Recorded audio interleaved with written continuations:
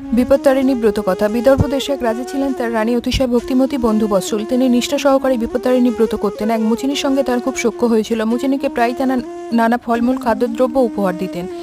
মুচিনি গরিব, তবু তার বড় ইচ্ছে রানীকে কিছু দেয়। রানী রোজই বলেন যে একদিন তোমার কাছ থেকে চেয়ে নেবো, কিন্তু চাওয়া আর হয় না। একদিন রানী বললেন, তোমরা তো গোমাংস রান্না করো, একদিন তাই একটু নিয়ে এসো আমার জন্য, দেখবো কিরকম।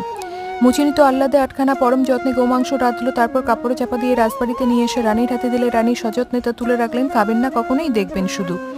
মুচিনি গোপনে গোমাংস দিয়ে গেছে বটে, কিন্তু রাজবাড়ির একটি চাকর তা দেখেছে। সেই চাকরটি রাজাকে সব বলে দিতেই রাজা রানীর কাছে ছুটে এসে জানতে চাইলেন মুচিনি কি রেখে গেছে। যদি আপত্তিকর কিছু রেখে গিয়ে থাকে তাহলে রানীর গর্দান যাবে।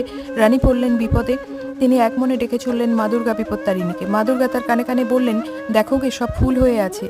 রানী তখন রাজাকে এনে দেখালেন সেই ফুল। রাজা তিরস্কার করলেন চাকরকে। বিপত্তারিণী মা দুর্গার দয়ায় এইভাবে রানীর বিপদ কেটে গেল। সেই থেকে এই ব্রতের কথা প্রচার হলো সর্বত্র।